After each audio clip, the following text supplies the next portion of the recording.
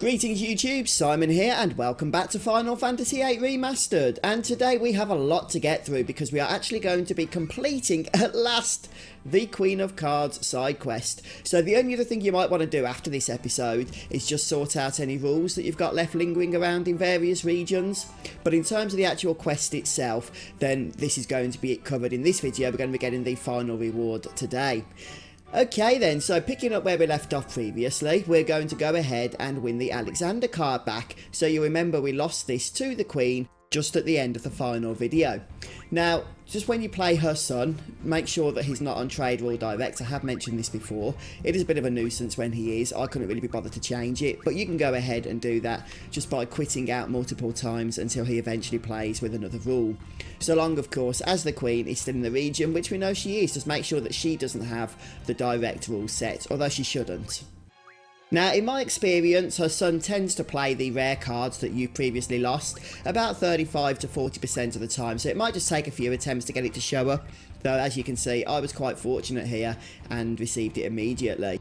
And one thing I would like to mention is that all of the footage that I'm using today was recorded from my recent live stream. Now, my live stream was about an hour and a half in length, and that was just covering pretty much all of the card stuff that we're doing here today. So that's how long it takes to do all of this stuff, at least that's how long it took me. I was quite fortunate, as I say, with this Alexander card, but some of the cards that we're trying to get later are just going to be a real nuisance, especially the Doomtrain card, which we're moving on to next. But anyway, I was also playing a little bit cautiously here, as you might see. I'm not rushing through this because of that direct rule. So with the direct rule, any card that the boy will turn over of ours, he will take at the end of the match, even if we win the game. So you just want to be really careful about that. We also need to turn the Alexander card over, or it won't be ours, even if we win. But as you can see, we can still do that. So yeah, just take my advice and try and get rid of the direct rule. It's really never a fun rule to use or to have. So there we have it, with the Alexander card back in our possession. We're now heading over to Timber. And because we've come to Timber, we're going to be carrying rules from the previous region. So what we're going to do, in order to not mix Dollet rules, we're just going to speak to the guard at the entrance of Timber here and keep refusing to accept his challenge until he stops asking to mix rules.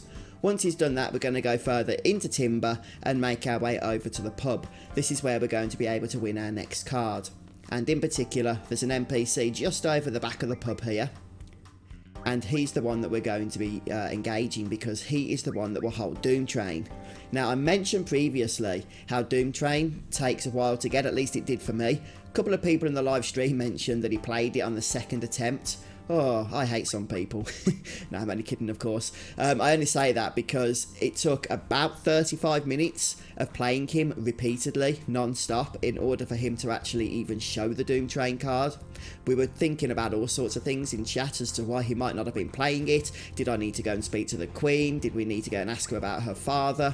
And all of that stuff. In the end, I decided just to persevere, that we didn't need to do anything.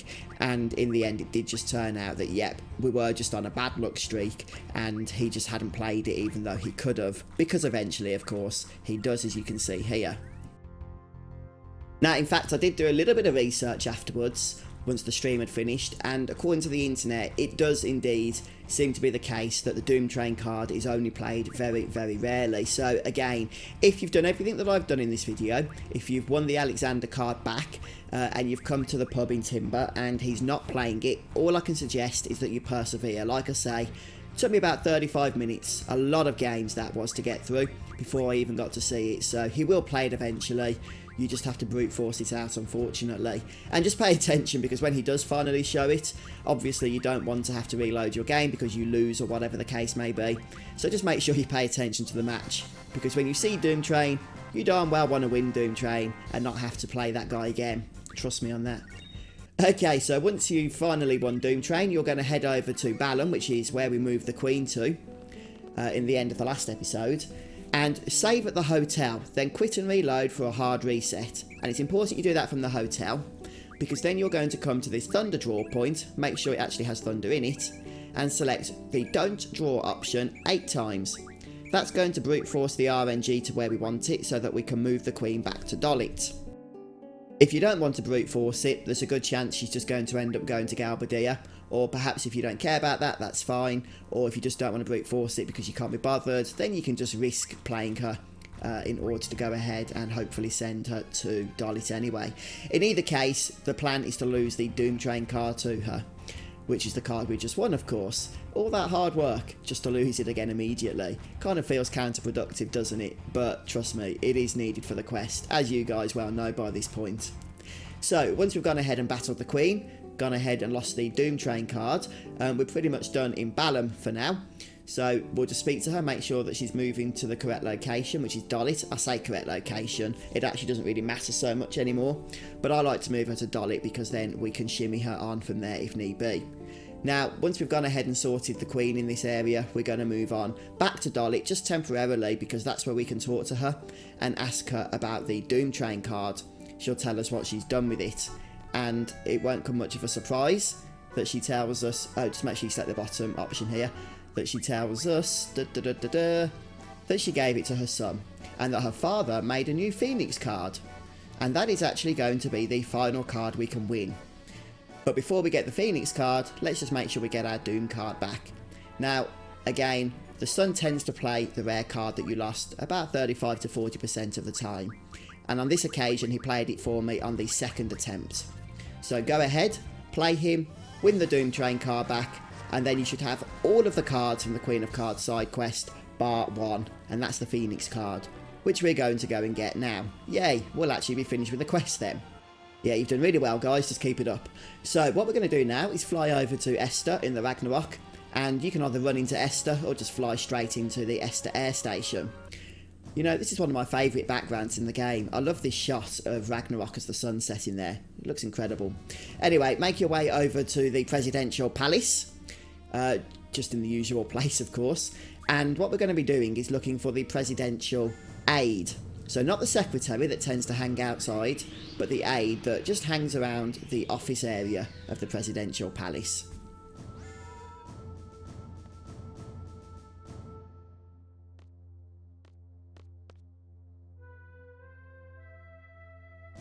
And interestingly, it's the presidential aide that actually is the person that we want to play for the Phoenix card. So he's the one that's standing just by the door here. Let's go ahead and confirm that we want to play with him. Obviously, I'm assuming you've sorted all the rules out previously in Esthar, but if not, you can go and check my video out on how to do that. And there's the Phoenix card. So he actually played it for me, I believe, second time, which wasn't too bad. The Phoenix card isn't a great card. It's got 2 7s and an ace, but it doesn't really bother me anymore. I've already got my card team, as you can see here. This is what I've been using all throughout this episode, and it's pretty much my go-to team because I can win any match with it. Now, it's not by any stretch the most optimal team that I use here, it's just the one I've gotten used to. So we'll go ahead and play him. This will be the final card game, if we win this, that we need to play as far as the Queen of Cards side quest is concerned, but just pay attention because he does tend to play some tougher cards here, which you can see. And a lot of his cards are elemental, and if you've been following along with my guide, you'll still have the elemental rules set up in Esthar. So just pay attention to that because he could end up buffing his cards, or you could easily end up nerfing your own. Remember, the elemental rule either adds one or takes away one, depending on whether it's the same or a different element. So there we have it, we won by 6-4.